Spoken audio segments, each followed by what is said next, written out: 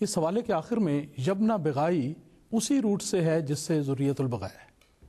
اور وہی لفظ بغیہ اور بغا استعمال ہوا ہے، اور مسیح موعود علیہ الصلوۃ والسلام نے اس کا ترجمہ سرکش انسان کیا ہے۔ یہ کہاں سے میں نے لیا، یہ میں حوالہ دیتا ہوں، یہ 17 فروری 1907 کی مجلس عرفان حضرت مسیح موعود علیہ الصلوۃ والسلام کی ہے، جو ملفوظات جلد 9 صفحہ 196 تا 198 میں درج ہے، اور اس میں آپ نے یہ الفاظ بیان فرمائے، اور یہ الحکم رسالے میں اسی وقت مسیح موعود علیہ السلام کی زندگی میں یہ چیز شائع ہو گئی، تو اس سے یہ بھی پتہ لگ گیا کہ مسیح موعود علیہ الصلوۃ والسلام نے جو فرمایا وہ آپ کی زندگی میں شائع ہوا، آپ کے علم میں تھا، اور آپ کی تائید اس ترجمے کو حاصل ہے۔ اب سیدھی سادی بات ہے کہ جو کلام مسیح موعود علیہ الصلوۃ والسلام نے خود بیان فرمایا، اس کے مخالف کو بیان کرنا یہ نہ عقل اجازت دیتی ہے، نہ ایمان اجازت دیتا ہے، نہ دیانت، نہ شرافت۔ اور پھر یہ بھی بات یاد رکھنی چاہیے کہ ہمیشہ ہر چیز کا کچھ سیاق و سباق ہوتا ہے۔ سیاق کلام سے ہٹ کر جب کسی مفہوم کو لے لیا جائے تو ہمیشہ اس کو غلط قرار دیا جاتا ہے۔ یہ کس مضمون میں مسیح موعود علیہ السلام نے فرمایا، جس کا میں نے پہلے ذکر کیا تھا، وہ میں ذکر کرتا ہوں۔ مسیح موعود علیہ الصلوۃ والسلام کے یہ الفاظ براہ راست سب مسلمانوں کے بارے میں نہیں، ان میں سے جو سرکش اور شرافت سے گرے ہوئے کام کریں، ایسی حرکات کریں، ان پر تو اس کا اطلاق ہوگا ہی،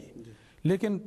اصل میں آپ نے آریوں اور عیسائیوں کے بارے میں یہ الفاظ استعمال فرمائے، کیونکہ اسی کتاب آئینہ کمالات اسلام میں اس سے پہلے آپ نے یہ ذکر فرمایا کہ میں نے ان لوگوں کی ہدایت کے لیے، رہنمائی کے لیے بڑی کثرت کے ساتھ اپنی کتابیں لکھی ہیں،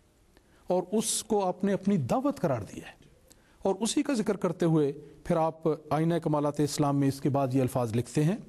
اور فرماتے ہیں تلک کتب ینظر الیہا کل مسلم بعین المحبت والمودت وینتفع من معارفہا ویقبلنی ویصدق دعوتی الا ذریۃ البغایا الذین ختم اللہ علی قلوبہم فہم لا یقبلون۔ یہ پورے الفاظ ہیں جس کا ترجمہ مسیح موعود علیہ الصلوۃ والسلام کے الفاظ ہی میں کرنا چاہیے،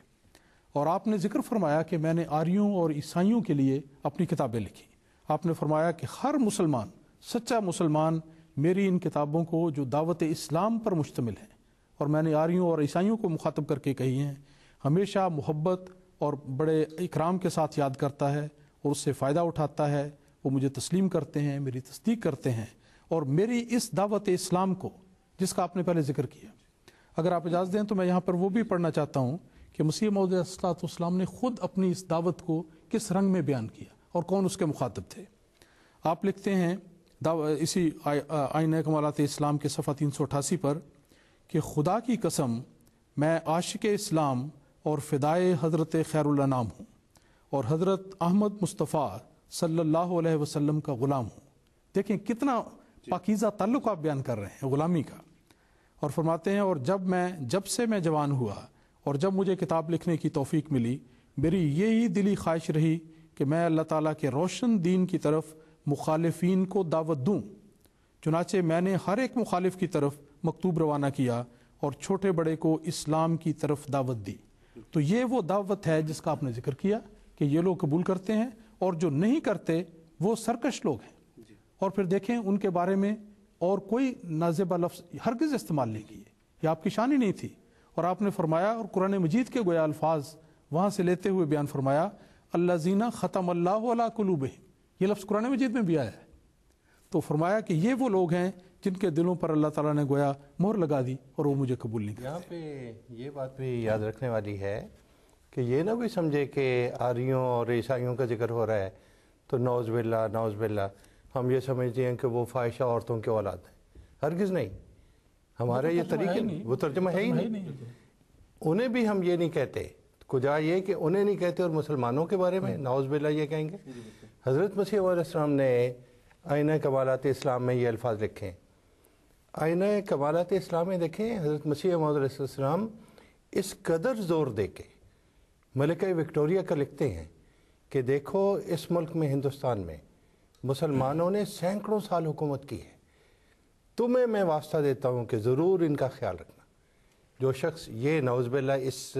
قسم کے الفاظ لکھ رہا ہو وہ کبھی ایسی بات بھی کر سکتا ہے؟ سعد اللہ لدھیانوی کا ذکر آپ نے کیا، انتہائی گندہ ذہن انسان، اور آپ نے پچھلے پروگرام میں علامہ اقبال کا ذکر کیا تھا علامہ اقبال اسٹوڈنٹ تھے اس وقت جب یہ سعد اللہ لدھیانوی گندی غلیظ مخالفت کرتا تھا. علامہ اقبال نے اس کے خلاف ایک بڑی لمبی نظم لکھی اور اس کا ایک شعر مجھے یاد ہے، سعدیہ بس دیکھ لی گندا دہانی آپ کی، مہتری سے کم نہیں کچھ شیر خانی آپ کی. کہ یہ مہتر جمعدار جو ہوتے ہیں تمہاری تو یہ گندی غلیظ زبان. جی نہیں، آپس میں تو ایک دوسرے کو یہ مہتر ہی کہتے ہیں، لیکن جب آتی ہے بات احمدیوں کی تو اس پہ اللہ جانتا ہے کہ کیسے ان کا جو ہے وہ اتفاق ہو اس جاتا ہے. زمانے میں علامہ اقبال حضرت مسیح علیہ السلام کے بارے میں اور جماعت احمدیہ کے بارے میں نہایت اعلیٰ خیالات، یہاں تک کہتے تھے اور بعد میں بھی انہوں نے یہ لکھا کہ ٹھیٹھ اسلامی سیرت کا نمونہ اگر کسی نے دیکھنا ہو تو جماعت احمدیہ کو دیکھے. جی بالکل بالکل. آخر میں ضرور اس سلسلے میں ایک دفعہ پھر ذکر کروں گا کہ مسیح موعود علیہ السلام نے اپنی اس کتاب میں آئینہ کمالات اسلام میں، جس میں یہ حوالے دونوں نے بیان کیے ہیں، متعدد جگہ پر مسلمانوں کو بہت اچھے الفاظ سے یاد کیا اور ہمیشہ ان کی تعریف کی ہے. مثلا اسی کتاب میں آپ نے مسلمانوں کو مسلمانوں کی اولاد لکھا ہے ایک جگہ اسلام کے شرفاء کی ذریت قرار دیا ہے. تو ظاہر بات ہے کہ جب اسلام کے شرفاء کی ذریت قرار دیا جا رہا ہے تو اس کتاب میں نعوذ باللہ اس قسم کے لفظ تو ہو ہی نہیں سکتے. اور جیسا پہلے میں ثابت کر چکا ہوں کہ اس الفاظ کے جو صحیح ترجمہ ہے، جس کی تائید لغت سے بھی ہے، مسیح موعود علیہ السلام کی اپنی تحریر سے بھی ہے، وہ ہرگز وہ مفہوم نہیں دیتی جو مخالفین ان الفاظ کی طرف منسوب کرنے کی کوشش کرتے ہیں. ایک سیدھا سادہ بیان تھا، اس کو بناتے ہیں. مجھے تو ہمیشہ اس کا پہلے بھی میں ذکر کر چکا ہوں، مجھے حیرت ہوتی ہے کہ ایک اچھا ترجمہ موجود ہے،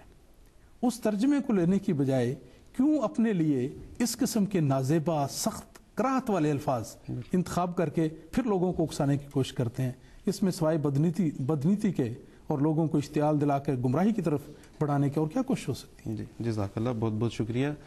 ناظرین، اب ہمارا پروگرام اپنے اختتام کے قریب پہنچ چکا ہے. جو جوابات ملے اللہ کرے کہ ان کا اثر بھی ہو دلوں پر اور یہ سعید لوگوں کے سعید فطرت لوگوں تک پہنچیں بھی. ناظرین، جو لمحہ فکریہ ہے وہ یہ ہے کہ خدا کا شکر ہے ہم اس زمانے میں پیدا ہوئے ہیں جو آخری زمانہ ہے، جس کی پیش گوئی حضرت محمد مصطفیٰ صلی اللہ علیہ وسلم نے فرمائی تھی.